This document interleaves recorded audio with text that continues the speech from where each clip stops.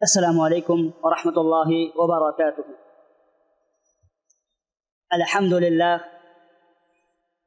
للہ نحمده ونستعینه ونستغفره ونؤمن به ونتوکل علیہ ونعوذ باللہ من شرور انفسنا ومن سیئات اعمالنا، من يهده الله فلا مضل له ومن يضلله فلا هادي له، وأشهد أن لا إله إلا الله وحده لا شريك له، وأشهد أن محمدا عبده ورسوله، أما بعد فإن خير الحديث كتاب الله، وخير الهدي هدي محمد صلى الله عليه وسلم، وشر الأمور محدثاتها، وكل محدثة بدعة، وكل بدعة ضلالة،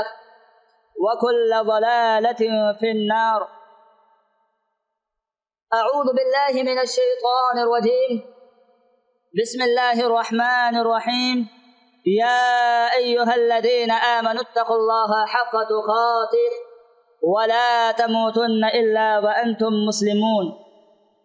يا أيها الناس اتقوا ربكم الذي خلقكم من نفس واحدة وخلق منها زوجها وبث منهما رجالا كثيرا ونساء، واتقوا الله الذي تساءلون به والأرحام إن الله كان عليكم رقيبا۔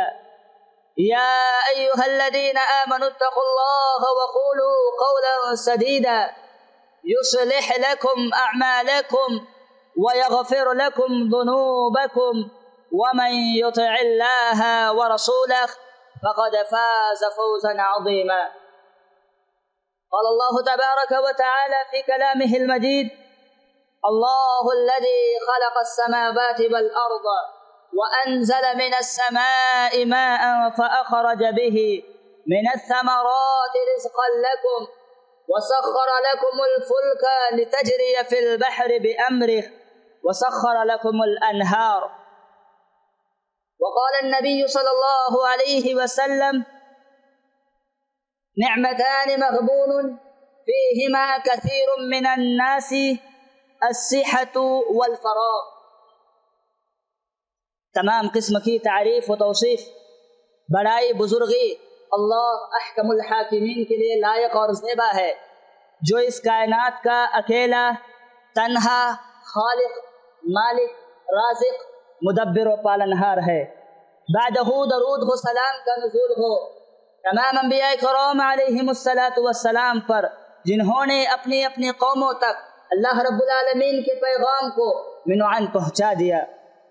بالخصوص امام الاولین، امام الآخرین، امام القبلتین، امام الحرمین، امامنا فی الدنیا، امامنا فی الآخرہ، میرے اور آپ کے دلوں کی بہار جناب محمد صلی اللہ علیہ وسلم پر۔ محترم سامعین اکرام، آج کے اس مقدس محفل میں میرا موضوع ہے مسلمانوں کی زندگی میں وقت کی اہمیت۔ یا معاشر الشباب، اے نوجوانوں کی جماعت، اللہ تبارک و تعالیٰ نے ہم تمام لوگوں پر بے شمار نعمتیں کی ہے۔ اللہ رب العالمین نے ہم تمام لوگوں کو بے شمار نعمتوں سے نوازا ہے۔ اگر ہم اللہ رب العالمین کی ان نعمتوں کو جو اللہ رب العالمین نے ہم پر کی ہے، اگر ہم ان سے گننا چاہتے ہیں، شمار کرنا چاہتے ہیں، اگر ہم اس کا حساب لگانا چاہتے ہیں، حساب نہیں لگا سکتے، شمار نہیں کر سکتے۔ یہ میں اپنی طرف سے نہیں کہہ رہا ہوں، بلکہ قرآن کہتا ہے، رب العالمین کہتا ہے، کیا کہتا ہے؟ وَإِن تَعُدُّوا نِعْمَةَ اللَّهِ لَا تُحْصُوهَا، کہ اگر تم میری نعمتوں کو گننا چاہو، میری نعمتوں کو شمار کرنا چاہو، گن نہیں سکتے، شمار نہیں کر سکتے۔ اللہ تبارک و تعالیٰ فرماتے ہیں: اللہ الذی خلق السماوات والارض وانزل من السماء ماء فاخرج به من الثمرات رزقا لکم، اللہ رب العالمین وہ ہے، اللہ رب العالمین کی ذات وہ ہے جس نے آسمان اور زمین کو پیدا کیا۔ وَأَنزَلَ مِنَ السَّمَاءِ مَاءً، اور آسمان سے پانی برسایا، آسمان سے بارش کو نازل کیا۔ فَأَخْرَجَ بِهِ مِنَ الثَّمَرَاتِ رِزْقًا لَكُمْ، پھر اس کے ذریعے تمہارے لیے کھانے کو پھل پیدا کیے۔ وَسَخَّرَ لَكُمُ الْفُلْكَ لِتَجْرِيَ فِي الْبَحْرِ بِأَمْرِهِ، تمہارے لیے کشتیوں کو مسخر کر دیا کہ اس کے حکم سے سمندر میں روا ہو۔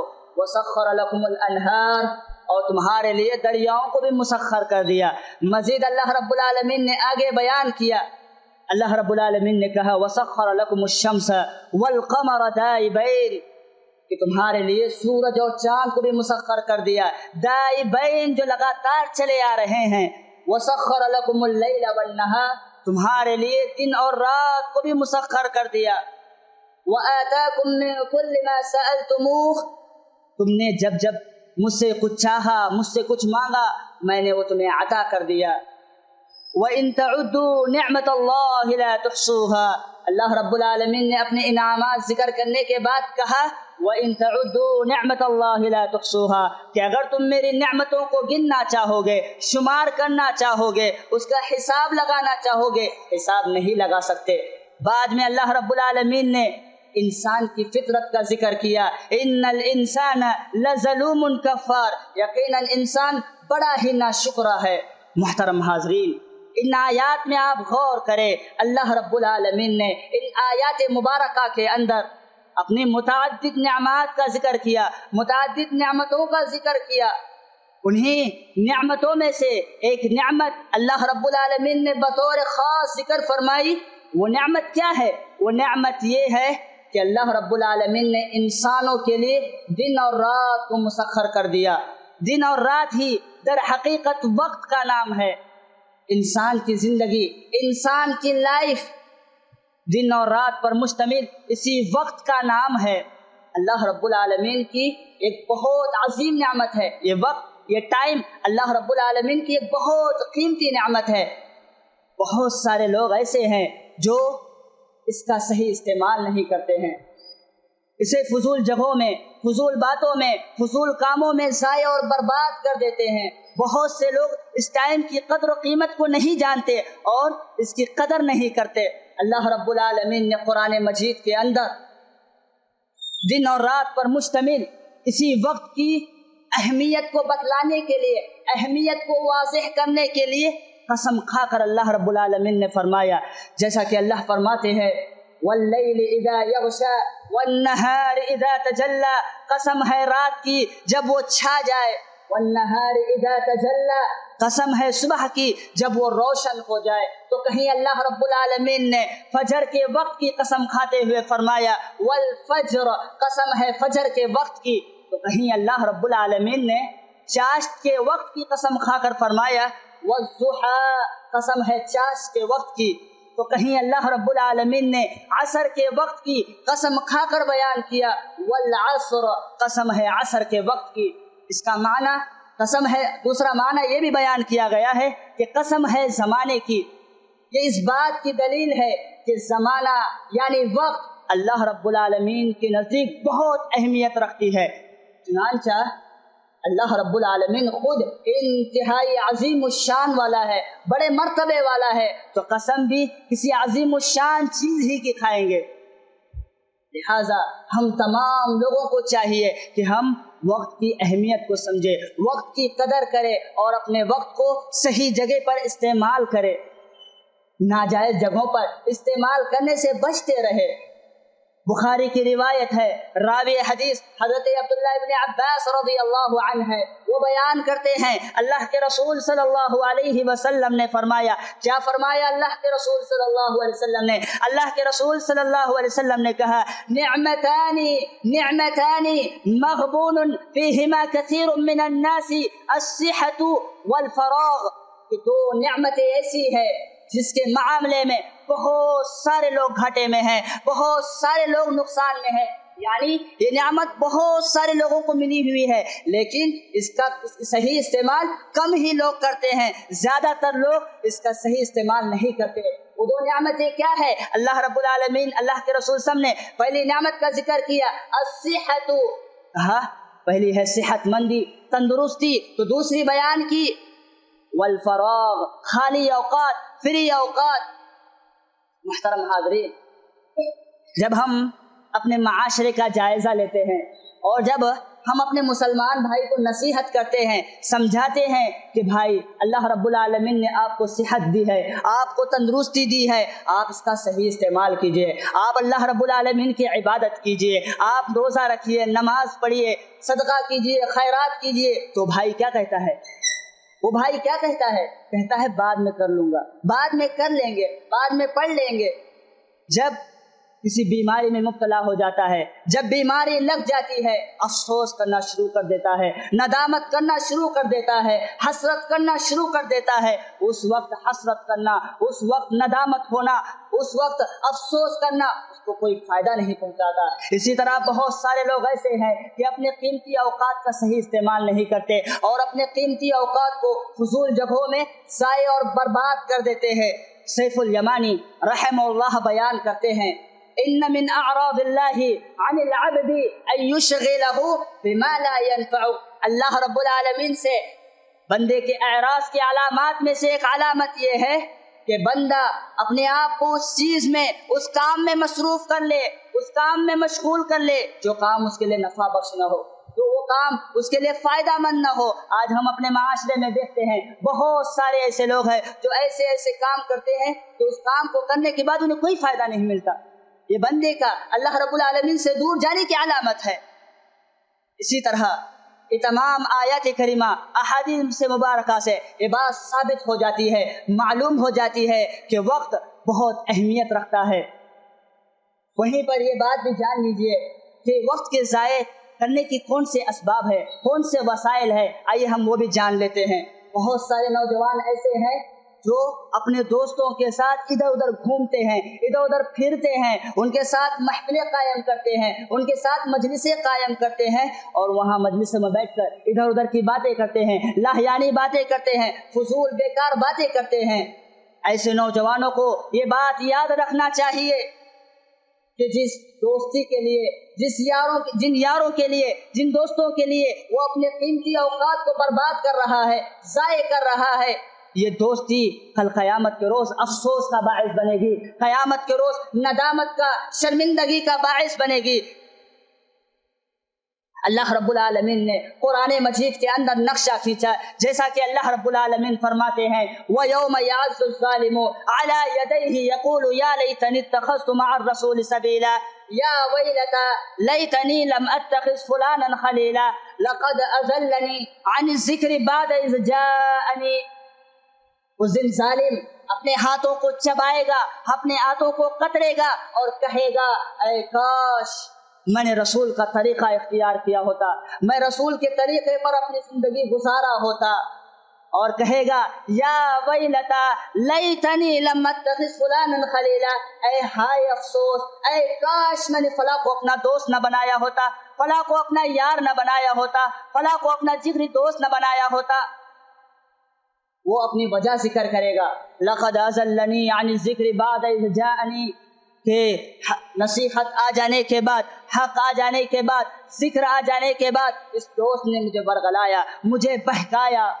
محترم حاضرین، ایک بندہ، ایک مسلمان برے دوست کی وجہ سے بہت زیادہ نقصان اٹھاتا ہے۔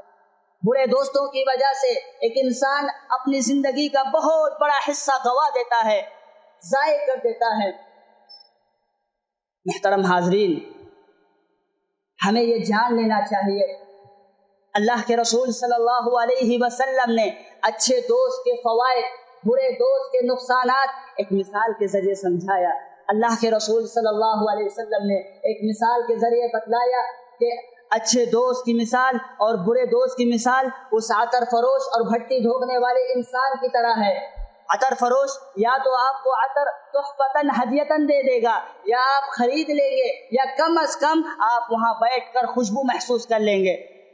برے دوست کی مثال اس بھٹی دھوکنے والے انسان کی طرح ہے کہ جس کے دوستی کرنے کی وجہ سے یا تو آپ کو کپڑے جلا دے گا یا آپ کو بدبو محسوس ہوگی۔ لہٰذا ہم تمام لوگوں کو چاہیے کہ جب کبھی بھی دوست بنائے، فرینڈ بنائے، اچھے لوگوں کو دوست بنائے، برے لوگوں کو دوست بنا کر اپنی زندگی کا قیمتی حصہ گنوا نہ دے۔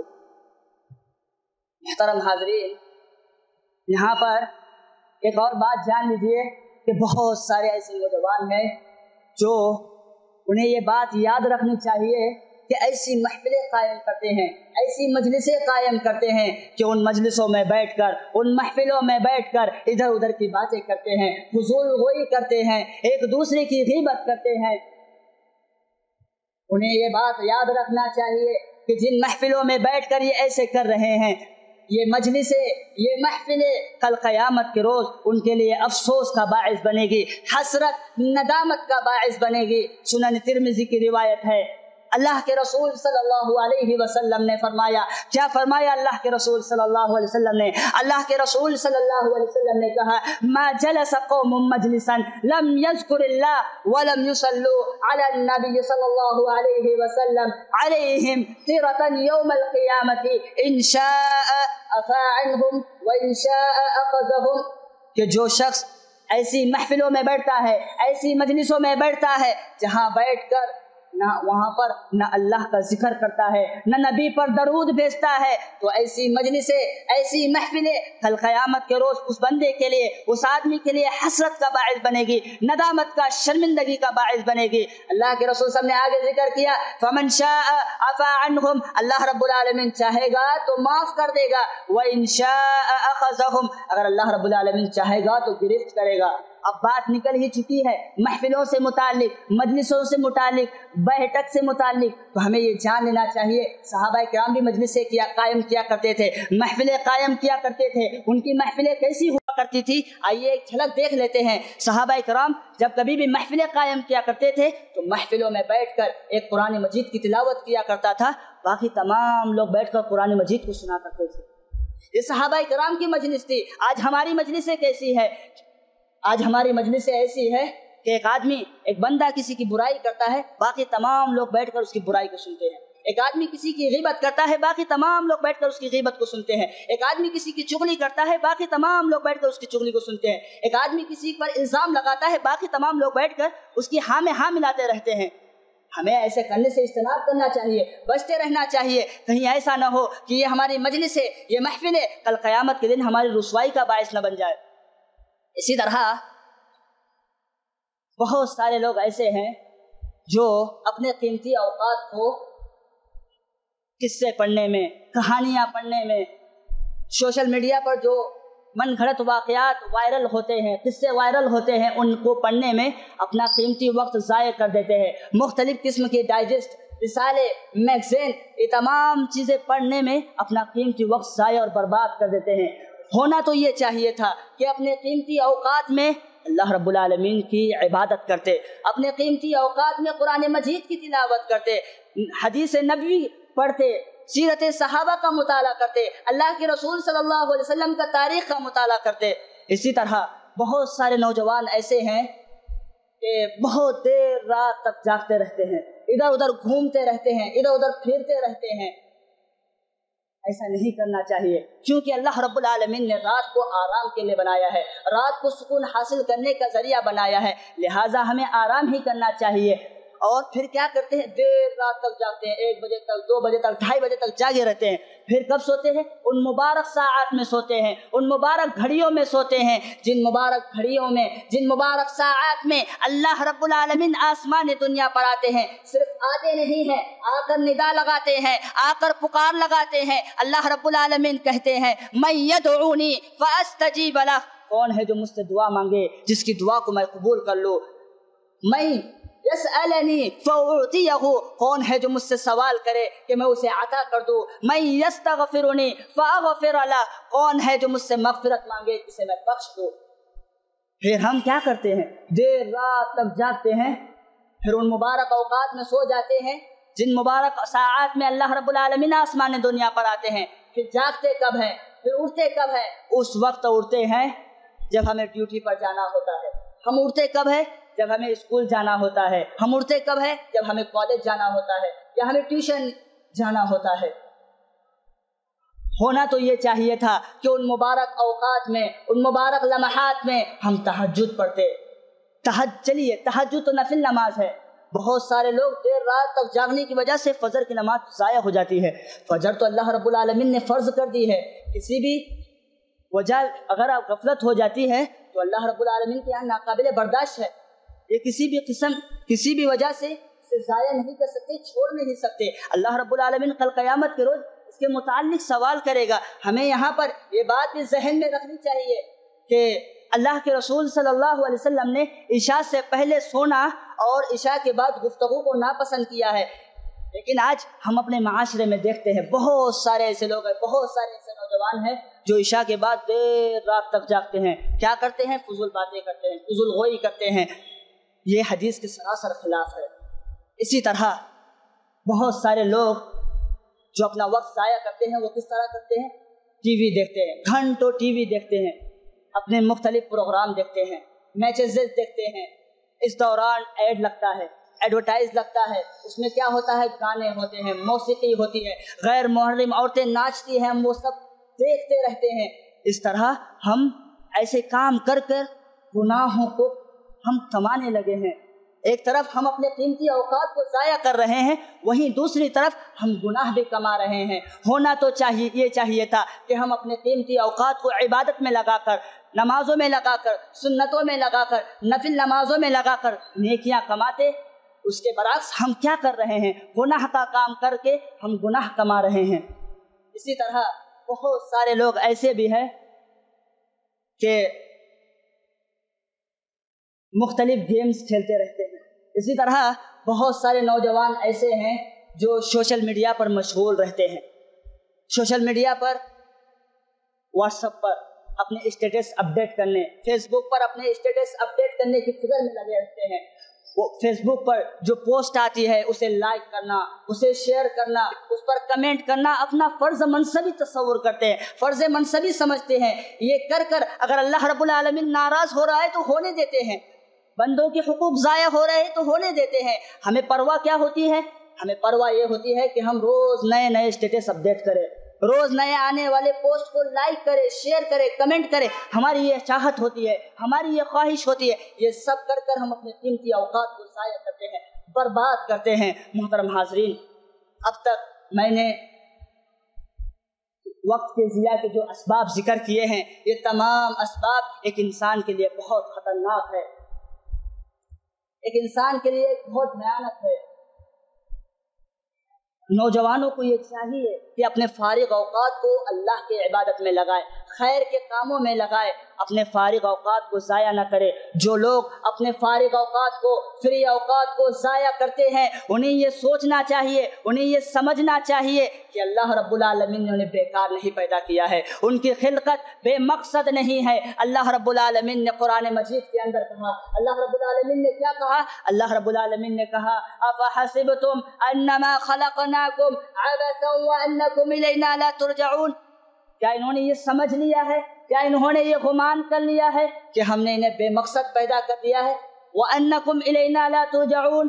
کیا یہ سمجھتے ہیں کہ ہماری طرف نہیں لوٹائے جائیں گے؟ یقیناً ہماری طرف لوٹائے جائیں گے. اللہ رب العالمین نے انسان کی زندگی کا مقصد، انسان کی پیدائش کا مقصد ذکر کیا. کہا اللہ رب العالمین نے وَمَا خَلَقْتُ الْجِنَّ وَالْإِنسَ إِلَّا لِيَعْبُدُونَ، کہ میں نے جنوں کو، انسانوں کو اپنی عبادت کے لیے پیدا کیا ہے. تو ہمیں چاہیے تو یہ ہے کہ ہم اپنے قیمتی اوقات کو، اپنے قیمتی لمحات کو اللہ کی عبادت میں لگائے، اللہ کی اطاعت میں لگائے، اللہ کی فرما برداری میں لگائے. محترم حاضرین، جب کبھی بھی ہم فری ہو، خالی ہو، اپنے قیمتی اوقات کو غنیمت سمجھے اور اپنے قیمتی لمحات کو غنیمت تصور کرتے ہوئے ان قیمتی لمحات میں، ان قیمتی اوقات میں اللہ رب العالمین کے فرامین پر عمل کرے، نمازوں کی پابندی کرے، کتاب اللہ کی تلاوت کرے، چونکہ اللہ کے رسول صلی اللہ علیہ وسلم نے ایک آدمی کو نصیحت کرتے ہوئے اللہ کے رسول صلی اللہ علیہ وسلم نے فرمایا تھا، راوی حدیث حضرت عبداللہ ابن عباس رضی اللہ عنہ ہے، وہ کہتے ہیں اللہ کے رسول صلی اللہ علیہ وسلم نے ایک آدمی کو نصیحت کی اور کہا اغتنم خمسن قبل خمسن، 5 چیزوں سے پہلے غنیمت تصور کر لو، قیمتی سمجھ لو۔ جو سب سے پہلی چیز اللہ کے رسول صلی اللہ علیہ وسلم نے ذکر کی وہ کیا تھی؟ کہا اللہ کے رسول صلی اللہ علیہ وسلم نے شبابک قبل حرمک، اپنی جوانی کو غنیمت سمجھ لو اپنے بڑھاپے سے پہلے۔ اللہ کے رسول نے آگے ذکر کیا وفراغک قبل شغلک، اپنے فارغ اوقات کو، اپنے فری اوقات کو غنیمت سمجھ لو مشغولیت سے پہلے۔ اسی طرح اللہ کے رسول نے کہا وحیاتک قبل موتک، اپنی صحت مندی، اپنی زندگی کو اپنی موت سے پہلے غنیمت تصور کر لو۔ وصحتک قبل سقمک، اپنی صحت مندی کو، اپنی تندرستی کو اپنی بیماری سے پہلے۔ وحیاتک قبل موتک، اپنی موت، اپنی زندگی کو اپنی موت سے پہلے غنیمت تصور کر لو۔ اور آگے اللہ کے رسول نے کہا وغنائک قبل فقرک، اپنی مالداری کو، اپنی دولت مندی کو اپنے فقیری سے پہلے غنیمت تصور کر لو۔ جو آدمی اپنے فارغ اوقات کو، اپنے فری اوقات کو اللہ رب العالمین کی عبادت میں نہیں لگاتا ہے، خیر کے کاموں میں نہیں لگاتا ہے، بلکہ ان کاموں میں لگاتا ہے جن کاموں میں لگانے کی وجہ سے اس کے قیمتی اوقات ضائع ہو جاتے ہیں، برباد ہو جاتے ہیں، ایسے انسان کو، ایسے شخص کو یہ جان لینا چاہیے کہ کل قیامت کے روز اللہ تبارک و تعالی ہر بندے سے، ہر انسان سے 5 سوالات کریں گے۔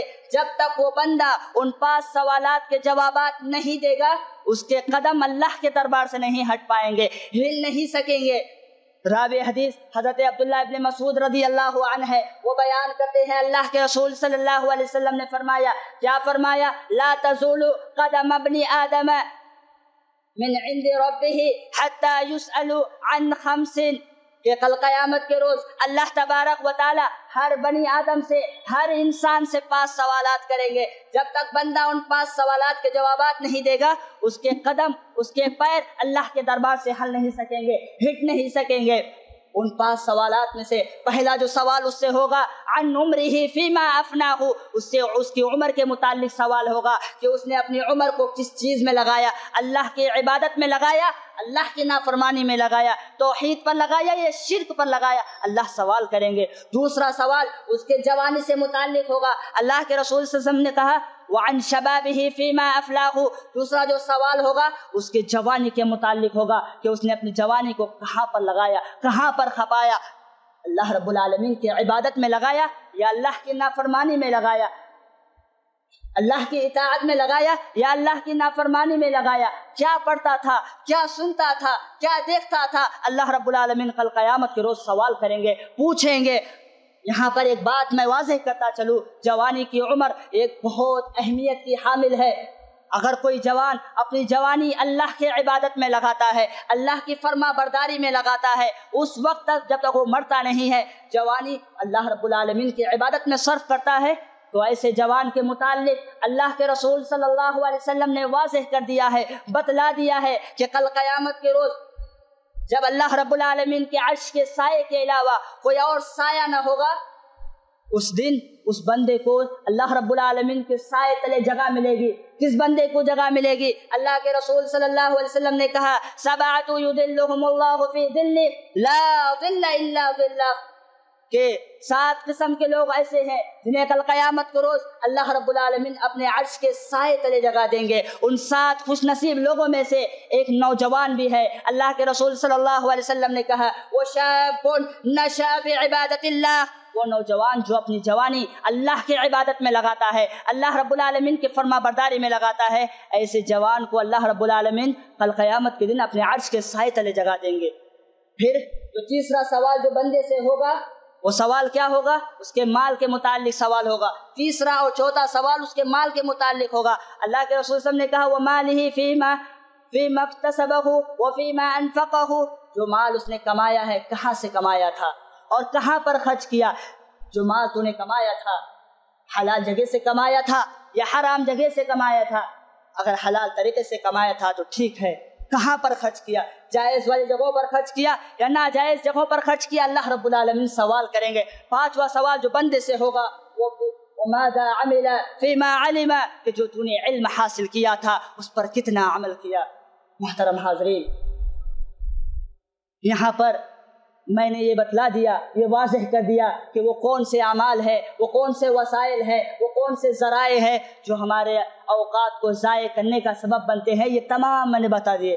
اب آئیے کچھ اور اعمال بھی میں بتلا دیتا ہوں، جو اعمال ہم صرف 1 سے 2 منٹ میں کر سکتے ہیں۔ اگر ہم کریں گے تو اللہ رب العالمین ہمیں بہت سارے فوائد دیں گے، بہت سارے نیکیوں سے نوازیں گے۔ جو پہلا عمل ہے جو 1 منٹ میں ہو سکتا ہے وہ ہے سورۃ الاخلاص کو 10 مرتبہ پڑھنا۔ ہم 1 منٹ میں سورۃ الاخلاص کو 10 مرتبہ پڑھ سکتے ہیں۔ اگر ہم سورۃ الاخلاص کو 10 مرتبہ پڑھتے ہیں تو اس سے ہمیں کیا فائدہ حاصل ہوگا، اس سے ہمیں کیا حاصل ہوگا؟ اللہ کے رسول صلی اللہ علیہ وسلم نے بیان کیا، من قرأ قل هو اللہ احد حتى يختمها 10 مرات بنى اللہ له قصرا فی الجنہ۔ اللہ کے رسول صلی اللہ علیہ وسلم نے بیان کیا کہ جو شخص سورۃ الاخلاص کو 10 مرتبہ پڑھتا ہے اس سے کیا فائدہ حاصل ہوگا؟ بنى اللہ له قصرا فی الجنہ، اللہ رب العالمین ایسے بندے کو کے لیے جنت میں ایک محل بنا دیں گے، ایک قصر بنائیں گے۔ غور فرمائیے، ذرا سوچئے تو صحیح، 1 منٹ میں ہم اللہ رب العالمین کے ذریعے اللہ رب العالمین کو خوش کر کر جنت حاصل کر سکتے ہیں۔ 1 منٹ میں ہم اللہ رب العالمین کو خوش کر کر جنت میں اپنے لیے محل تیار کر سکتے ہیں۔ ہم سورۃ الاخلاص کو بہت معمولی سمجھتے ہیں، لیکن اس کی فضیلت دیکھیے، اس کا فائدہ دیکھیے کہ ہمیں کتنا بڑا مل سکتا ہے۔ اسی طرح اللہ کے رسول صلی اللہ علیہ وسلم نے ایک شخص کو دیکھا جو سورۃ الاخلاص کو بار بار پڑھا کرتا تھا، بار بار اسی کی تلاوت کیا کرتا تھا۔ اللہ کے رسول صلی اللہ علیہ وسلم نے اس شخص سے کہا، کیا کہا؟ احبک ایاھا ادخلک الجنہ، تیری اس سورۃ الاخلاص سے محبت تجھے جنت میں لے جائے گی۔ غور فرمائیے، سورۃ الاخلاص کو بار بار پڑھنے کی وجہ سے ہم جنت میں بھی جا سکتے ہیں۔ صرف 1 منٹ کے اندر اللہ رب العالمین ہمیں جنتی بنا سکتے ہیں۔ لہٰذا ہمیں چاہیے کہ ہم اپنے قیمتی اوقات کو ایسے فائدہ مند چیزوں میں لگانا چاہیے، ایسے نیکیوں کے کام میں لگانا چاہیے۔ اب تھوڑا آگے بڑھتے ہیں، ایک ایسا عمل جو ہم 2 منٹ میں کر سکتے ہیں، اگر کریں گے تو اللہ رب العالمین ہمارے گناہوں کو معاف کر دیں گے۔ وہ کیا ہے عمل؟ 100 مرتبہ سبحان اللہ و بحمدہ پڑھنا۔ اس کی فضیلت کیا ہے؟ پڑھیں گے تو کیا فائدہ حاصل ہوگا؟ اللہ کے رسول صلی اللہ علیہ وسلم نے بیان کیا، اللہ کے رسول صلی اللہ علیہ وسلم نے فرمایا، من قال سبحان اللہ و بحمدہ 100 مرۃ حطت عنہ خطایاہ مثل زبد البحر۔ اللہ کے رسول صلی اللہ علیہ وسلم نے بیان کیا، جو شخص 100 مرتبہ سبحان اللہ و بحمدہ پڑھتا ہے اس سے فائدہ کیا ملے گا؟ حطت عنہ خطایاہ مثل زبد البحر، اللہ رب العالمین ایسے بندے کے گناہوں کو معاف کر دیں گے، اگر وہ گناہ سمندر کے جھاگ کے برابر بھی کیوں نہ ہو۔ غور فرمائیے، ذرا سوچئے تو صحیح، 2 منٹ کے اندر اللہ رب العالمین ہمارے تمام گناہوں کو معاف کر سکتے ہیں۔ اسی طرح ایک اور عمل ہے جو ہم 2 منٹ میں کر سکتے ہیں، وہ عمل کیا ہے؟